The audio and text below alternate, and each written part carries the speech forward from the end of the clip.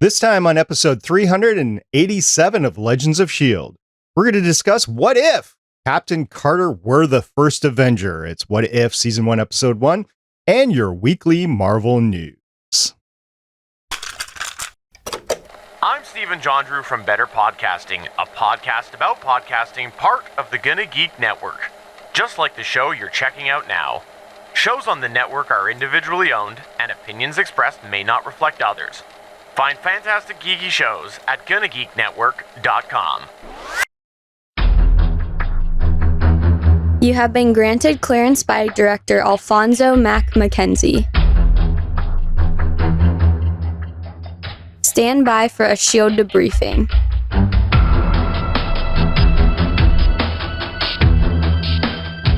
All information to be discussed here is classified and may only be discussed among agents granted clearance by the S.H.I.E.L.D. Director. Now it's time for your scheduled debriefing. I'm the show producer, Director SP. I'm Consultant Chris. And I'm Consultant Jason. Welcome to Legends of S.H.I.E.L.D., a Marvel Comic Universe fan show. This show is recorded on Thursday, August 12th, 2021, live from the Legends of S.H.I.E.L.D. studios, and broadcast Europe-wide in 1943 via www.geeks.live. Come and join our live chat as we record. Gentlemen, happy National Vinyl Record Day. I didn't know that was a thing. I didn't either. Everything is a thing. Yeah, if you take a look at the history here, it was started in 1877. No kidding? Well, it was the day that Thomas Edison invented the phonograph. Okay, I was about to say, that seems early. I know. There's, again, this is the nationaldaycalendar.com, and I think they're taking a little bit of kickbacks on different things to promote different industries, and I think this is one of them. So, yeah. Do either of you own any vinyl records or a turntable? I have one of those turntables with the CD player built in and the cassette player built in. I don't think I've ever used the cassette player because why would I? But right around the time I got that, I also made sure that I got it's either 6 or 8 record Hendrix Fuzzy Purple box set. So I do own a couple vinyls. I don't actually own a player. I haven't found one that I really like yet. And I don't really listen to vinyl. I just kind of collect a few bands, but that's about it. A couple of Christmases ago, the kids got me one of those newer turntable things that, are holiday novelty things. But for the record, what did they get me? They got me Guardians of the Galaxy, the mixtape on vinyl. So I thought it was appropriate. It wasn't a tape, but it was vinyl. So I played it a few times. It's sat relatively unused for a couple of years now, but I have it. So there you go.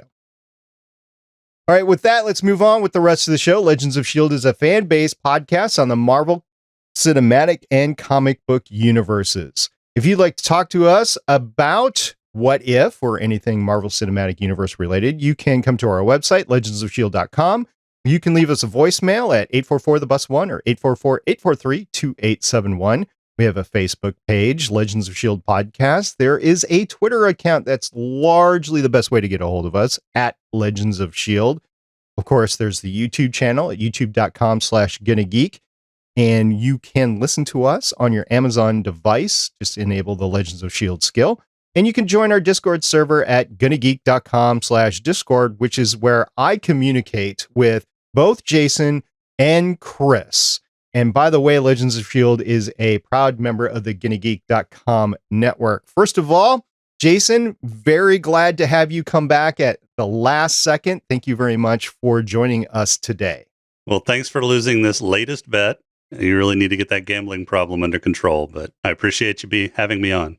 I am in some Skillshare poker classes, so maybe I'll get a little bit better there. By the way, Jason, tell everybody where they can find you. So they can find me over at the Creative Brain Candy Network. We have several podcasts over there. I am on Smoking and Drinking in Space, which is a sci-fi podcast from a couple guys who think they know sci-fi, as well as Smoking and Drinking in Capes, which is a superhero podcast, but that's actually run by one of my co-hosts, Rob. It's always good to be on a podcast where you don't produce it, you don't edit it. I like that. That's Well done. Well done. Yes. Absolutely. And of course, Chris, tell everybody where they can find you and what your history is. Y'all can find me over at Play Comics, where I grab a guest, and for normal episodes, we look at video games based on comics and how well they represent that source material. Unfortunately, there's not really a game to connect with this episode of What If. But there's all kinds of fun things, so... Yeah, there's lots of fun things. We'll get into the episode of What If in a second, but I just wanted to make sure that we all have some cred when we're talking Marvel comics in general, and then Marvel comics specifically. I have been podcasting on Marvel since 2013. Not that I'm an expert, I'm more of a fan, but I've been doing that, and everybody else has a podcast on comics. So I think we're good, guys. We might know what we're talking about here. Yeah, maybe. I can fake it. Yeah, exactly. So with that in mind, let's get into this premiere episode of What If.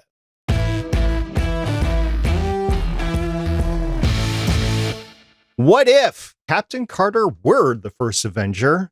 This is season 1, episode 1, premiered on Disney Plus August 11th, 2021. The description on IMDb reads, when Steve Rogers is seriously injured, Peggy Carter becomes the world's first super soldier.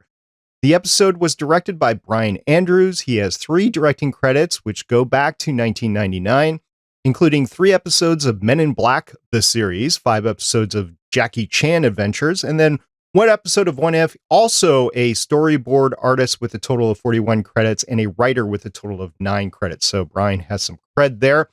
The head writer for the series, and definitely this episode, also the creator and showrunner. I haven't heard the showrunner label for him yet, but it's A.C. Bradley.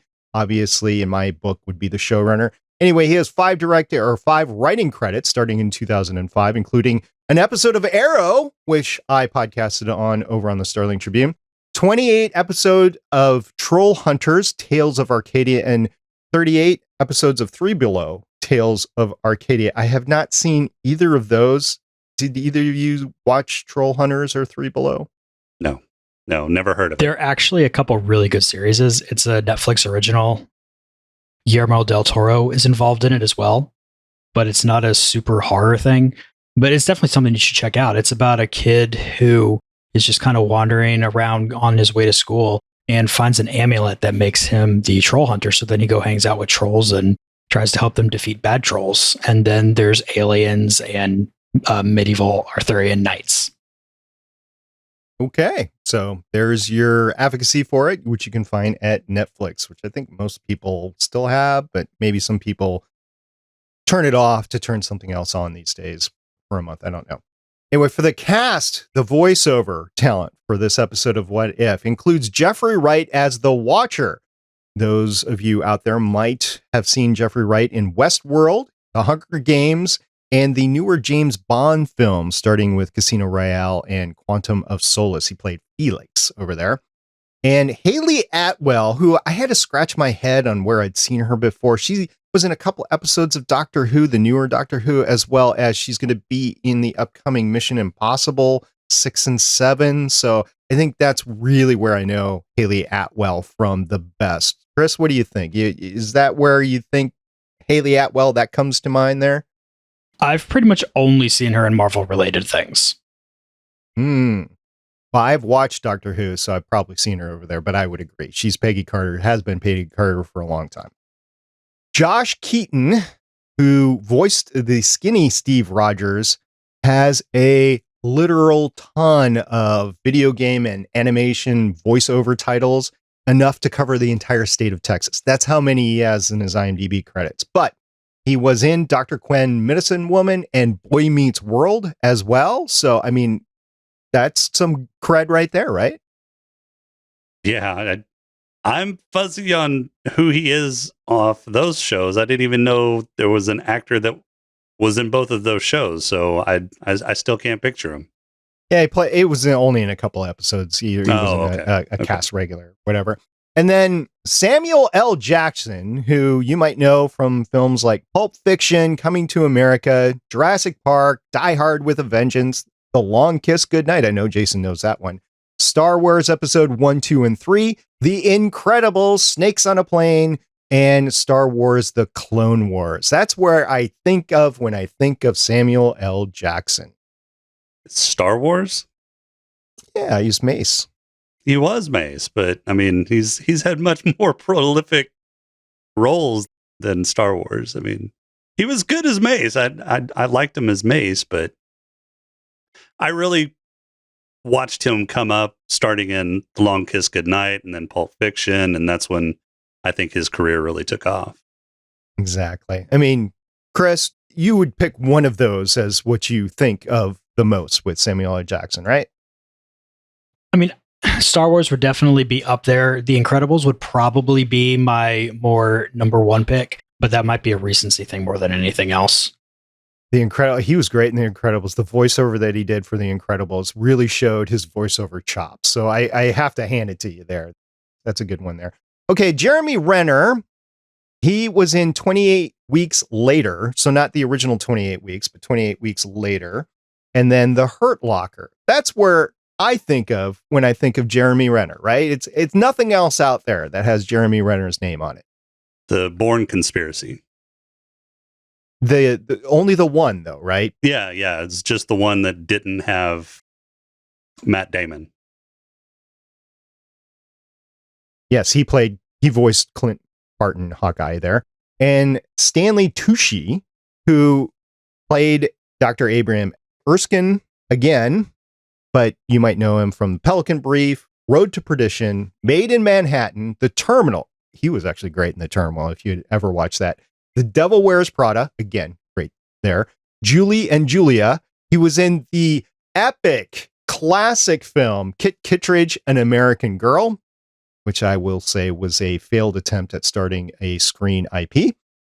The Hunger Games and Transformers. So you might know him from any of that. Actually, Stanley is a really great actor. So really great that he could come back and voice Dr. Erskine again, especially since he got killed in the movie. Yeah, Saturday Night Live did a great homage to Stanley Tucci. I can't remember who was hosting that episode, but it was one of their pre-recorded cuts that they do nowadays. And Pete Davidson, was in it along with the host, and they did a really great homage to Stanley Tucci. It was funny and respectful, and really showed how much respect they have for his acting abilities. I'd almost say he could have been Shakespearean trained, but I know he wasn't. But anyway, it was really good that he could take part of this.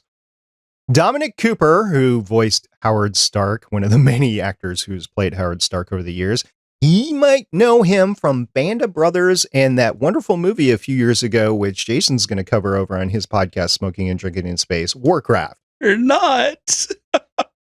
That's not sci-fi. It's listed as sci-fi. No way. It is not listed as sci-fi. I don't know. I'm just pulling your leg. So we got to Please, check after that. Don't give me a heart attack like that. Chris, what do you think? Dominic Cooper? I haven't seen either one of those, and I feel like should be probably a ton of voice actor credits that I would be able to know him from, but I'm just completely blanking out right now.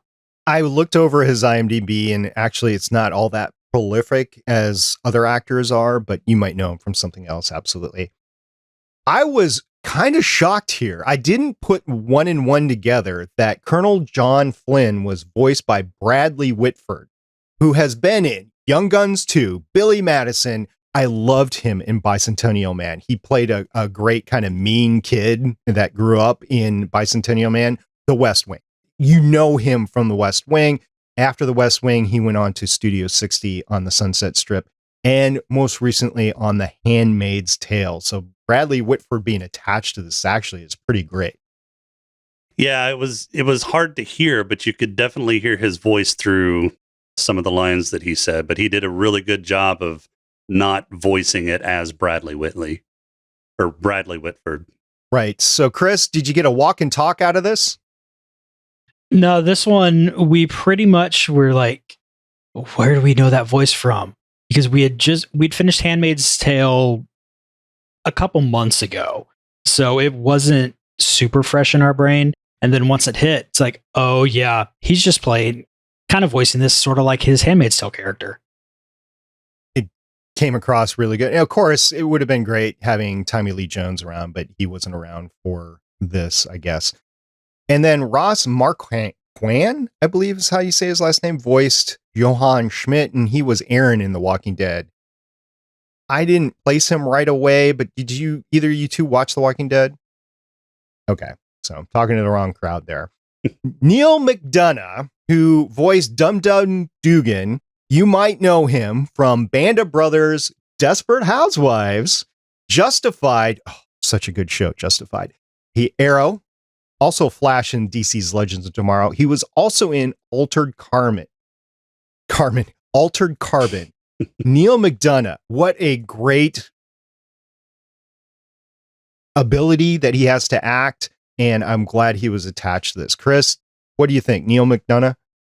We didn't catch that one at first, which surprises me because he just seems like somebody who pops up everywhere. He just needs to be on my list of people that I'm going to check all the credits for. Yeah, he played Dum Dum Dugan in the actual movie, also Agents of S.H.I.E.L.D. and Captain America, the First Avenger. So he was just reprising his role there. Also, Sebastian Stan came and reprised his role as Bucky Barnes, the Winter Soldier, although I don't think he got to be Winter Soldier here. You might know him from Hot Tub Time Machine, The Martian, one of my favorite movies, and as the future Luke Skywalker. Now, has that been confirmed? No. He has said actually that he does not feel comfortable taking over the role where Mark Hamill is still there, able to act in it. So he's officially said that he doesn't feel like it. But if Mark Hamill would turn the reins over to him, he would consider it. I mean, it's the typical actor of, I'm not going to take another actor's spot. I think it's good for him to do that. But yeah, he looks like a young Mark Hamill. So this one was actually surprising because it didn't sound like Sebastian Stan. I was surprised to read the credits and see that it was actually him. Who knows? It could have been over Skype or something with a bad microphone. We don't know anything about that, do we, as podcasters? Right, Chris? Not at all. Toby Jones reprised his role as Zola. You might also know him from Harry Potter and Harry Potter, The Chamber of Secrets, Deathly Hallows Part 1. And I was thinking, what was he in Harry Potter? Do you guys know? Do you guys know what character he was in Harry Potter? Never seen him. He voiced Dolby. Okay, so I'm not talking to Harry Potter fans at all. No, I'm not allowed to watch those movies because my wife hates them compared to the books. No, well, okay, that's fair. I've read the books too. He was also in the Hunger Games as well. Daryl Hammond, he played the Nazi general, just a brief scene, really. He was in Blues Brothers 2000, and Isaac Robin Smith played Brick, and he has some voiceover stuff, including Voltron, Legendary Defender. So really the cast of this was a mix of established people and then some new people to bring in to fill the voiceover casting, but I don't think it really mattered. So let's talk about that. Does the voiceover really matter in Marvel animation? I can see an argument for wanting to have the same actors do their animated characters, but the voice talent out there is so good that a lot of times you can get a voice actor that sounds remarkably like the real life actor that portrayed that character. I don't think it's as important to get the actual, I mean, barring, the Bradley Whitford versus Samuel or Tommy Lee Jones swap. I mean, that was pretty jarring, but Bradley Whitford did a really good job with that character. So I don't know that it's as important for the animated series to have the same actor. So for Chris, for you, I'm going to flip the question a little bit because you're more of a video game guy. Does the actual actor have to come in and voice the character in a video game, or can you get away with another voice actor? I think you could definitely get away with a different voice actor. And honestly, I think a lot of times getting a different actor is a better move anyway, because voice acting is so different from just regular, I hate to say it that way, but acting when you're in person doing stuff where everybody can see you. Like Sebastian Stan in this, honestly, I thought he sounded like an early PS1 voiceover, which was a real big jump away from everybody else who I thought did a really good job. Yeah, Sebastian Stan actually had some voiceover credits on his IMDb. I can't remember all off the top of my head, but yeah, I was kind of surprised about that. One thing I want to talk about before we get into the comic background here is the pre-roll. As we ended Loki, and we've all watched Loki, right? They're nodding their heads. Oh, yes, definitely. Sorry. This is an audio medium. That's right. This is podcasting, not. Yeah, we're podcasting here. So if you're watching Loki and the last episode of Loki, it had a definitively different Marvel pre-roll in it. And now with What If, we're back to the standard Marvel pre-roll. I don't know if this is a continuity thing, if we're going to get that changed over time, or if they're really saying that even though it's plausible with the multiverse now, this is all not exactly canon. I think that really is something that we need to discuss going into this based on the pre-roll alone. So Chris, what do you think about that? The pre-roll being the same that you would have got in Endgame, not the last one that we got with Loki. I'm really trying not to read too much into that. Part of that is because I don't want to sit here and guess everything that's going to happen. I just want to experience it. But I think sometimes they're just going to go in there and, yeah, we just want to try something different. It didn't work. Let's go back to the old way. Okay. Jason? So which part of the pre-roll are you talking about? The part where the Marvel comes up and like it tinted green and gold for Loki? Well, no, okay. So that's a good point because it did. But the very last one was completely different. It was more along the lines of like the multiverse and the fact that it. Do you not remember that very last pre-roll? Honestly, at that point, I was probably skipping through the pre-roll to get to the start. So that's a good point then. If you haven't gone back and watched Loki episode 6, the pre-roll for that, you probably should, because it definitely gave a break within the MCU from what the pre-roll used to be. And you're right. They did change it to the green pre-roll. I don't know if it was episode 1 or episode 2, but they did change it. So you're right about that. But the last episode 6, they changed it again. Well, it was episode 1 because it came up with the Marvel. They would tint it green and gold to represent the Loki colors. They kind of did the same thing with WandaVision, especially on the part where I think it was episode 8 where, well, I don't want to spoil anything. I mean, it's been months, but anyways, episode 8, they did kind of a rendition of that. But this wasn't exactly the same pre-roll either, because whenever the Marvel came up, you could see like a comic background in the Marvel Studios part. Oh, yeah. Yeah, which was different. Yeah. Okay, so talking about the comic background, Chris, you're our comic expert on this podcast for tonight, and you had tried to do some research into What If. So tell everybody what you found out and what applied and what didn't. Well, I think the two most important things that I found were there is not a direct what if issue that this episode is referencing. So there's not a storyline that they have to go stick to for everybody who's going to sit there and say, oh, this didn't follow the comics. You know, they get to kind of go off on that.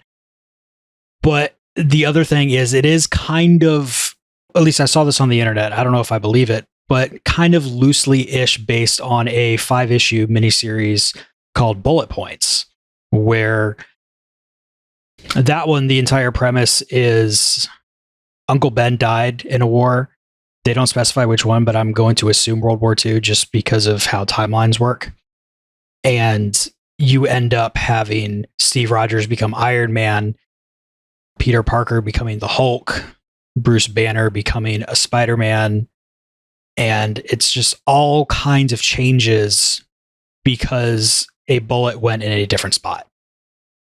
So it's kind of a what if thing, but it's not officially a what if, because I think part of that being because it's part of the Marvel Knights imprint.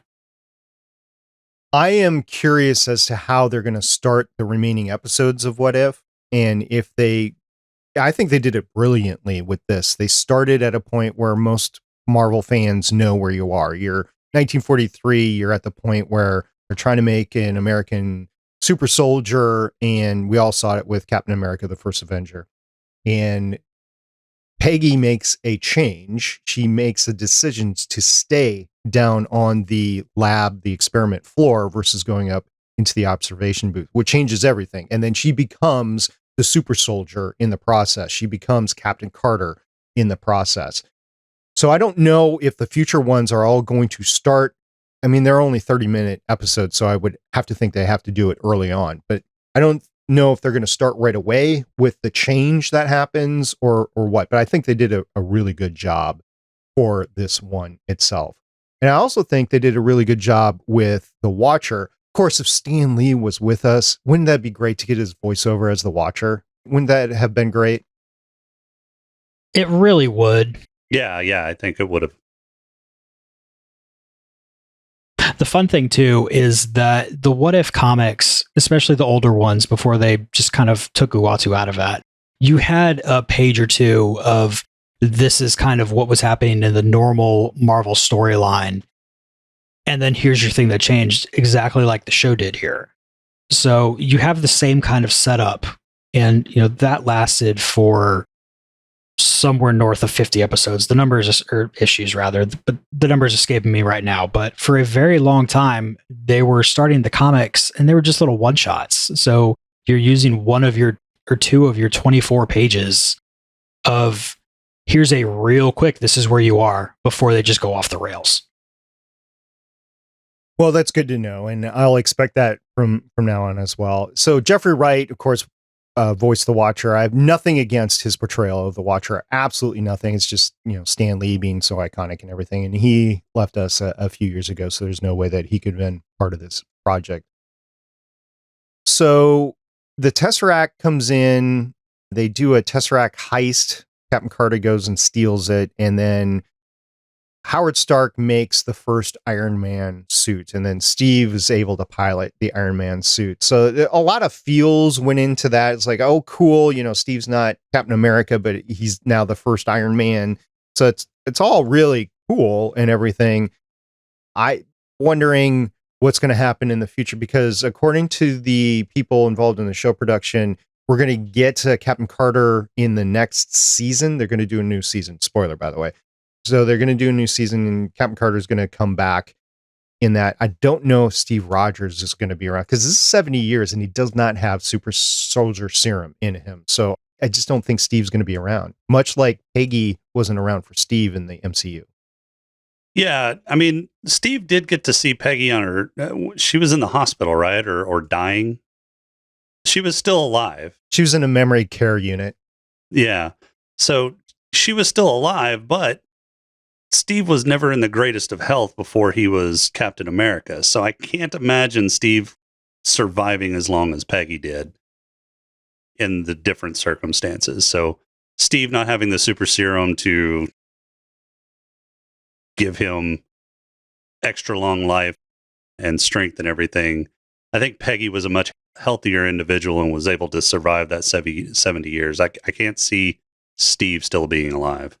So, Chris, you're the romantic person out of the three of us. So what did you think about the continued romance between Peggy? I would also maybe say forbidden romance between Peggy and Steve. I really liked it. I liked it in the movies. It wasn't something that totally overpowered the story, like when these kind of plot lines get shoved into an action movie like the Marvel movies have been. But you can tell that they're both into each other. They both want something to happen. They both kind of know, I don't want to get hurt. Oh, you're my hero, Steve. And then, oh no, I shouldn't have said that. But yeah, he said I'm his hero too. So, I just really liked it. Yeah, it was really cool. And in the Colonel's phone call with the president, by the way, about Peggy, she's a real knockout, like she's knocking out other people, but, she looks amazing. Haley Atwell looks amazing, right? And then Peggy on the train almost ripped Bucky's arm off, but he didn't. So that's like an homage to his accident in the original timeline, but he did not get his arm ripped out. It was fun watching this. It was very much fun. And it's like, I don't know where the multiverse, Doctor Strange is going to go with the multiverse, but I don't really see this going anywhere. So it's literally just fun of what if and what could have happened, and then just people having fun fanficking it. Really, it was fun, wasn't it, Jason?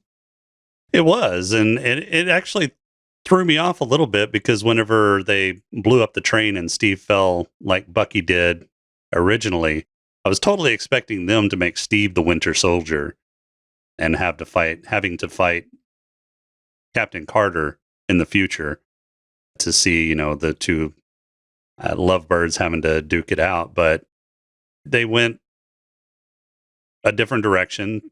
They made Steve, they took the Tesseract from Steve and then I guess conjured Cthulhu or something. So I'm really glad that they didn't make Steve the Winter Soldier, though. I mean, part of the fun for me on What If is just the craziness that can happen. And if all you're doing is kind of swapping characters around, but it's the same story, that's kind of a cheap way to do it. So I'm really glad they didn't go that way. Yeah, I'd agree with you there. So this podcast was started about the Agents of S.H.I.E.L.D. television show back in 2013, and we covered it all the way to the end here on Legends of S.H.I.E.L.D.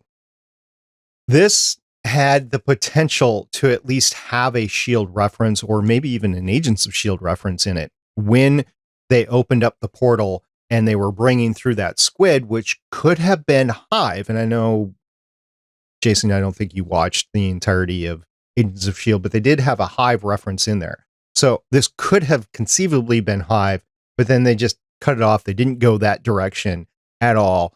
And Peggy gets thrown into the future there. I got to say, this is almost confirming to me that Kevin Feige is firm about not including Agents of S.H.I.E.L.D. in the MCU canon. And unfortunate for me, that's unfortunate because I thought it was a great show and it had great writing and it lasted for a while. It did have its up and downs, but it was a good adventure from season 1 all the way to the end. And I think that's just confirmed it. I don't even know if either of you guys have an opinion on that, but I would like for there to be some sort of reference to it. And either this what if or the multiverse would be key times that you could bring in some of the characters in, like Agent May. That would be awesome. And I don't think we're going to get it. So Chris, I think you watched it, right? Yeah, we definitely watched through the whole thing. And, once you got past the Buster of the Week episodes at the beginning, when they kind of had to stay behind the movies that were coming out, when you got to continued storylines, it was just a really good show for a really long time. And I want them to bring it back somehow into the MCU because you have a ton of good characters that popped up. Right. And Jason, you did not watch Agents of S.H.I.E.L.D., right? No, I didn't. But my question is, Agents of S.H.I.E.L.D. ran for what, 8 seasons? So how many contradictions in that show would there be if they did bring it in the MCU? They might have to backtrack a lot of stuff. They might have to kind of alternate explain a lot of stuff. Maybe it's just not worth the effort. Yeah, they started time traveling, which then split the timeline, which is why I say like a what if or the multiverse would be perfect to bring that back in. But I think Kevin Feige is like, no, we're not going to do this. Yeah. I think the last direct correlation between the movies and the show, I think, was the Thor Dark World tie-in where they went to London to clean up afterwards. That might have been the last one. I might be incorrect on that, but I think that was the last direct relation. And it wasn't even direct. It could have happened in a different timeline. It didn't have to be in the MCU. Kind of like the Netflix shows, the Defenders shows. They referenced the MCU, but it didn't have to take place within the MCU. That's another thing that I don't think Kevin Feige is going to canonize. I don't think he's going to canonize the Defenders unless he does that in the whole Into the Spider-Verse. So we'll see. Or not Into the Spider-Verse. What's that Spider-Man movie coming out? No Way Home. No Way Home. There you go. All right. Chris, what else you got? What else did you think about this episode? This episode was just a ton of fun. I'm being completely serious when I say this. I watched it 4 times yesterday and another like 3/4 of the way through today before I had to jump on here. Because I liked it that much. I mean, a lot of it was because I wanted to make sure I got notes, so I wanted to see things.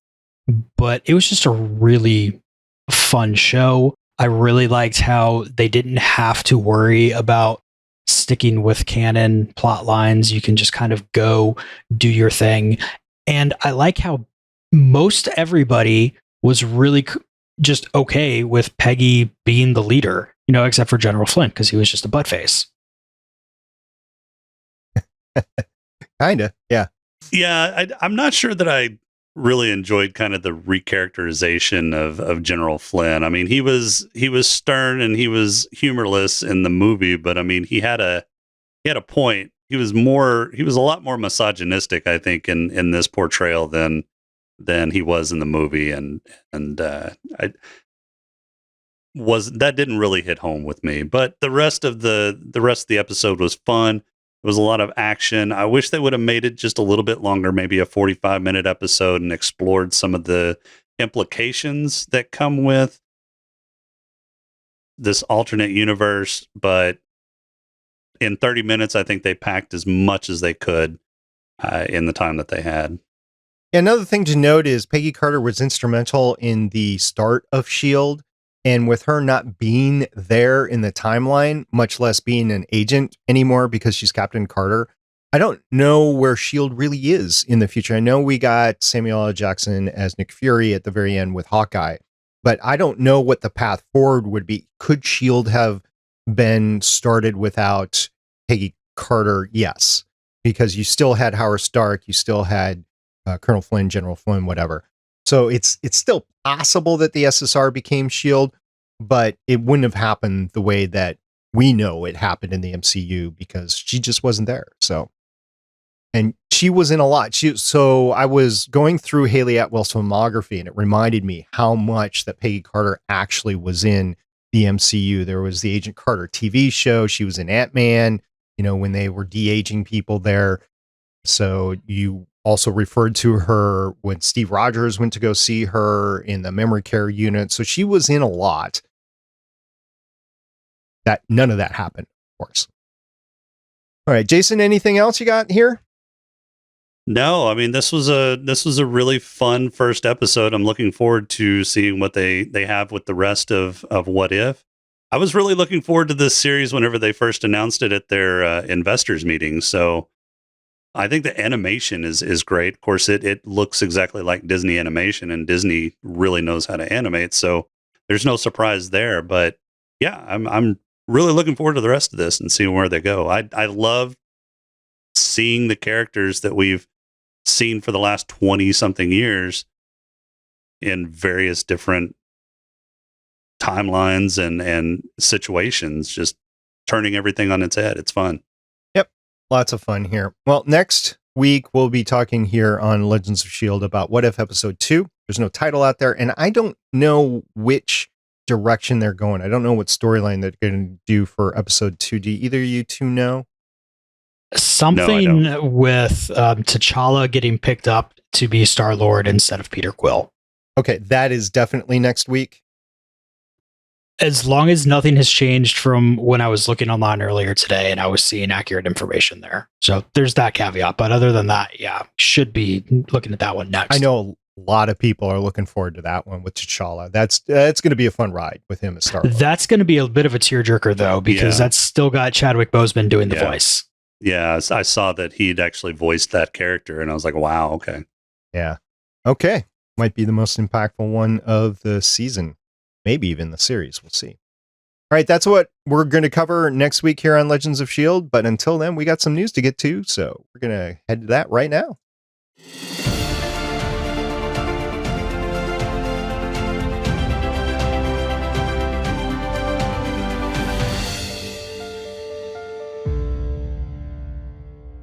So there was a question that came up on our Discord server about, okay, so what other Disney Plus series are coming up? Because there was an announcement that Hawkeye was scheduled to premiere on November 24th. So everybody's like, okay, so what's coming up? So I did some research and I looked into the actual premiere dates as they stand today on August 12th, 2021, with the pandemic resurging. Who knows what's going to happen? But there's always Disney Plus to fall back on. There's also the legal stuff that we talked about last time with Scarlett Johansson. So who knows what they're going to decide to do with the films. But I have compiled the list of everything from front to back. And when we get towards the end of the series, I don't know exactly where to put them because there's no release date, but at least I put them in what I think is their order of where they're going to appear, maybe not in the order around the TV series. So we're going to start with Shang-Chi and the Legend of 10 Rings. It's scheduled to premiere on September 3rd, 2021. There was also a 30-second teaser trailer that was released in the last 2 weeks. Jason, did you see that one? I did. It looks fun. I mean, this is going to be a high action kung fu Marvel film. It looks really good. Chris, what are your thoughts on that? I know nothing about the character, and for once, I want to go into a Marvel movie knowing absolutely nothing, and this might be my best shot. Yeah, I'm not going to do much research into that. I just know the 10 rings that was alluded to in the Iron Man movies, but that's it. That's all I know. Eternals is scheduled to premiere on November 5th, 2021. I think this might be one that I don't know what's going to happen, especially with the pandemic resurging later into the fall, plus the lawsuits. So I don't know. But right now, it's scheduled November 5th. Hawkeye is scheduled to come out on Disney Plus November 24th. I don't know if that's related to the movies or not, or if it will shift. I don't think it will. Just my opinion right now based on the storylines of the movies around there. So Hawkeye is going to come out November 24th, and we're going to get the new Black Widow in there. It's just going to be fun, right? So Ms. Marvel is a series on Disney Plus that's supposed to premiere in late 2021. I've seen some thoughts that it's actually going to be moved to 2022 based on COVID production delays, but no date has been announced. So I have no idea if it's going to be December or sometime in 2022. Spider-Man No Way Home, which is not a Disney property, it is a Sony property, is scheduled to premiere on December 17th, 2021. I don't even know if Sony wanted to do this to streaming, where would they put it? They don't have a streaming service, right? No, I don't think they do. I'm trying to think where. No, they don't. Yeah, so I don't know if they'd make a deal with Prime or Disney Plus or something like that in order to get it out. If it's just going to stream, they might just want to do a theater release, a theatrical release. We'll see. Now, Moon Knight is supposed to premiere in late 2022 on Disney Plus, but no date has been announced. She-Hulk is supposed to premiere in late 2022 on Disney Plus, but no date has been announced. Then we come up with Doctor Strange in the Multiverse of Madness. That is supposed to premiere on March 25th, 2022. And that, I think, is going to really set off a lot of stuff within Phase 4. I think we're going to build up until we get to that movie, and then it's going to diverge or go along the path that they want it for the rest of Phase 4. That's just my opinion. Secret Invasion is in development for release on Disney Plus, but no date has been announced. Ironheart is in development for release on Disney Plus, but no date has been announced. I'm really looking forward to that one personally because I read the comics and I'm really into that character. So we'll see what goes on there. And it would be great to get an Iron Man back in the MCU if Tony Stark is really gone. And I think he is. Thor: Love and Thunder is supposed to premiere on May 6th, 2022. Armor Wars is in development for release on Disney Plus, but no date has been announced. I Am Groot is in development for release on Disney Plus, but no date has been announced. I've heard this is going to be a holiday special, so it might be around the holiday season 2022. We'll see. Oh, I hope so. Yeah. I cannot see Groot holding a show on its own. Yeah, I think it's going to be centered on Groot, but it's going to be a compilation cast, I think. It's going to be animated too, from what I saw. Black Panther Wakanda Forever, July 8th, 2022. That's going to be a big one because with Chadwick no longer with us and where they're going to go with the Black Panther universe, we'll see. Echo is in development for release on Disney Plus. Now, Echo is a character that we're going to get out of Hawkeye from what I've heard, but no date has been announced on that one. There's an Untitled Wakanda series in development for release on Disney Plus, but no date has been announced. I don't know if that's going to be before or after Black Panther. The Marvels is coming out on November 11th, 2022. And then we now know that Loki is going to have a season 2 at some point. I don't know when that's going to be, early 2022, late 2022, sometime in 2023, who knows. Ant-Man and the Wasp is the next MCU movie that's going to come out, Quantumania, on February 17th, 2023. That is in the Deadpool time slot there. Guardians of the Galaxy Volume 3 will be May 5th, 2023. And in some time in the future, no release date, no premiere date has been announced, the Fantastic Four movie is supposed to be coming out. Speculation is later 2023, but we'll see. So you guys square with all of that so far? Yeah, I hadn't heard about Echo, so that's a new one for me. And the Fantastic Four I'd heard about, but they don't even have a cast for that yet. So my question is, who do you want to see as the cast of the new Fantastic Four? So Fantastic Four seems to have a curse around it. I'm wondering if they're going to be able to pull it off this time. So you got the Fantastic Four under Marvel Studios under Disney. So it's a little bit different, but you're right. It does have a hex on it. I don't know. Emily Blunt, I think she said she is not interested, I think, in that. And I think it's based on the fact that she was just looking at the property versus who owns the property right now. I also think it depends on if Kevin Feige's still in charge then or not, because if Kevin Feige leaves, and there's no plans for him to leave, but if he leaves, then I would question any project in the future that he hasn't had his hands on, because there's nobody waiting in the wings. There's nobody other than, well, myself that could come in and say, this is what it's going to be. And I'm just kidding about that. So yeah, I don't know. Chris, what do you think? Who would be a good cast for the Fantastic Four? I'm really scared to think about that one just because they did such a interesting job casting the other ones. And I just really have no idea. And it's so far off. I think with Fantastic Four, it would really depend on where they want to start in the storyline, because you could get some really unknown people if you want to start at the beginning and just pretend that none of the other Fantastic Four movies happened at all. But if you wanted to just drop them straight into, oh yeah, we were also in the Marvel Universe and we were just always down the street, you never saw us kind of deal, then I think you'd probably want to go for some more established actors. That's a good point. So the way Disney has already dealt with this with Ant-Man is they've done kind of a time shift there where you still have Pym, the older Pym. Back in the day, they youngified him on camera, but he's really an old man now, right?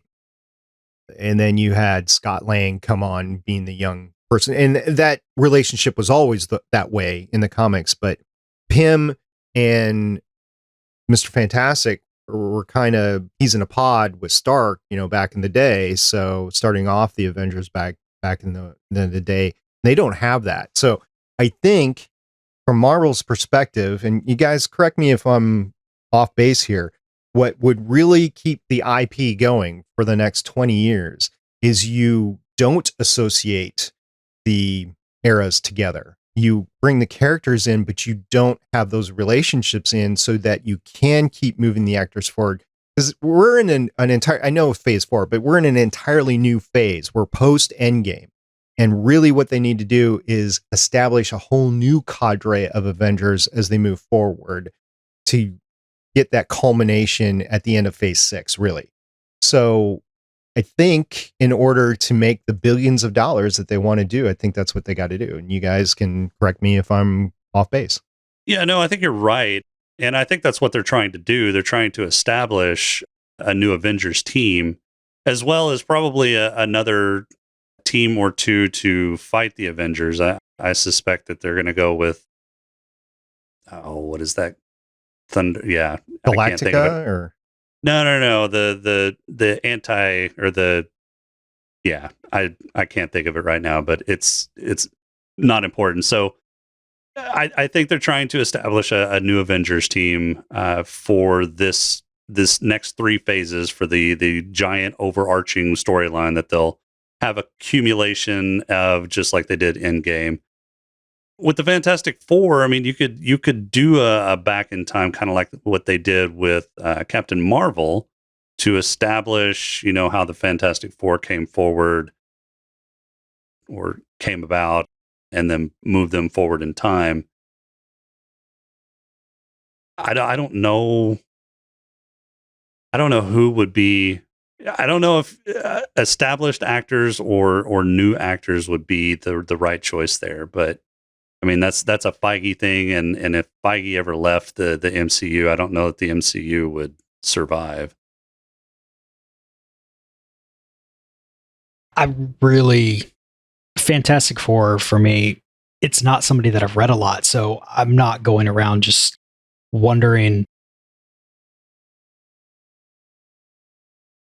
But I mean, you could really easily kind of have like the MCU, or sorry, the newer Tom Holland Spider-Mans, where, okay, real quick, this is your background, and now we're just going to go into everything like 2 minutes later.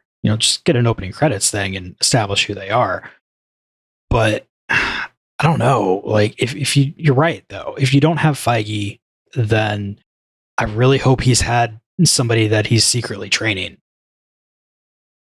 Yeah, and we also have Professor Xavier and the mutants to deal with as well. It's not just the Fantastic They're not Four. touching that franchise for a long time. No, right, but that would be great to bring in for like phase 7, 8, and 9, right? In the future, and have that as being the focus in the future. I think that would set them up monetarily to make the big bucks, which is what they want to do because they're Disney. They want to make the big bucks, but it all comes down to storytelling. So I don't know. We'll see what's going on. And it does really, I think possibly we might see a transformation in how they tell these stories. Like if Disney Plus really does kick off and these short series do better than the films in the future without the pandemic, I mean, that's the way they might pivot. I don't know. So it's all an exciting time when it comes here. The last news story I want to talk about is we've been following Chloe Bennett. She attached herself to the CW Powerpuff Girls project that was ongoing. Talking about Chloe Bennett because she was in Agents of S.H.I.E.L.D. I question why she attached herself to this. That was my aspect of it. I got a bunch of pushback to that. So yeah, I get a lot of people are Chloe Bennett fans, and I'm a Chloe Bennett fan. I just question her attachment to a CW project. Not necessarily the Powerpuff Girls, but Powerpuff Girls on CW. Well, apparently the pilot was produced and it tanked within the internal circles of CW or Warner Brothers or whatever. And then she took an option on her contract to get out. So she is no longer associating herself with the project. The project is going to go on with the second pilot. And I honestly think this is probably best for Chloe Bennett because I don't see her thriving on the CW. It's just, I podcasted on the CW for the Starling Tribune for many, many years since 2013. And I just didn't see Chloe stardom being at the level of what is on CW right now. That's just my opinion. So I don't know. What do you think, Jason? You watched some of those shows too. Yeah, they probably gave her a pretty good sum of money to sign up for the Powerpuff Girls. She might have even read the script and liked it. And then whenever they decided to pivot and go away from the script that she signed up for, she just wasn't up for it. And she might see some writing on the wall that, maybe this isn't ever going to get produced or that it's not going to get produced right. And so she decided to nope out. I'm just still in shock that they're trying to do a live action Powerpuff Girls. Yeah. If they would kept it animated, get her all day long. I'm all for it. But doing live action with people that are obviously not little kids, that's kind of something you'd have to do a few episodes in and then get a good reason for them to be grown-ups. Honestly, I was thinking in terms of Charmed, which I did not watch the original Charmed. I was aware of it. I didn't watch the original one, but then this new one came out and I was like, okay, I'll watch it because I know the old one had lore. And then it just turned into the same old CW teen angst drama sort of thing. I didn't know they made a new Charmed. Oh yeah, it was completely great. Yeah, I enjoyed every second that I watched it until I decided that I would be better with my life by not watching it. But yeah, so I saw this as kind of a charmed sort of production, and I had trouble looking into it, and I wanted the best for Chloe Bennett because I think she's at a caliber that is way beyond what CW is. I already said that, but yeah, so that's just my 2 cents on it. So she's no longer attached to the project. Even if it does happen, she's not going to do that. She did say the reason that she opted out is she had other commitments. I don't have any idea what those commitments are, but I would be excited to see her in a new project. And who knows, maybe Kevin Feige is bringing Quake on into the Marvel Cinematic Universe somehow. That would be awesome. All right, that is it for the news. You know, guys, I think what we should do here is we should all get into a metal taco and inject ourselves with blue serum and see what happens, right? Sounds like a plan. It's going to go badly for me. I just know it.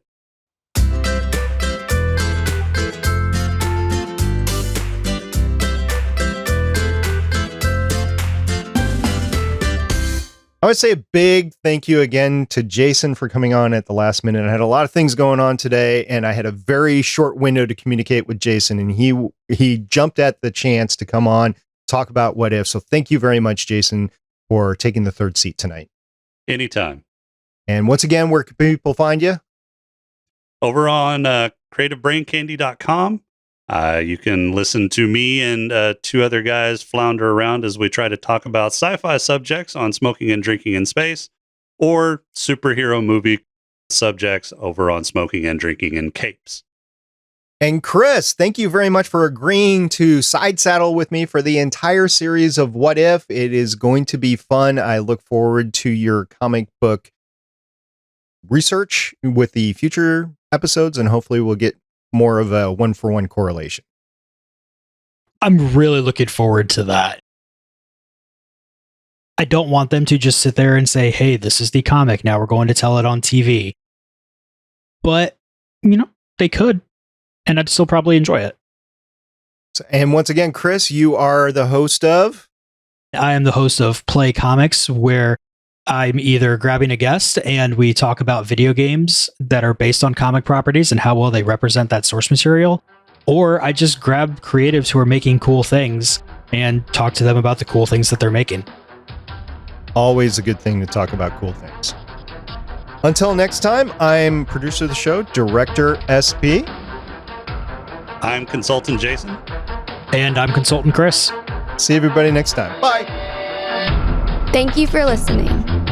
If you want to leave us feedback, go to gonnageek.com and you will find all our contact information and other shows. You can also visit legendsofshield.com, where you'll find our complete archive of podcasts. The music heard on this podcast is by Kevin MacLeod, found at incompetech.com, and also artists on pond5.com and audiojungle.net. The opinions heard on this podcast are those of the individual hosts and do not represent Stargate Pioneer Productions, Legends of S.H.I.E.L.D, or Gonna Geek. Agents of S.H.I.E.L.D. is the property of the Disney Corporation, Marvel Studios, and ABC. No infringement is intended.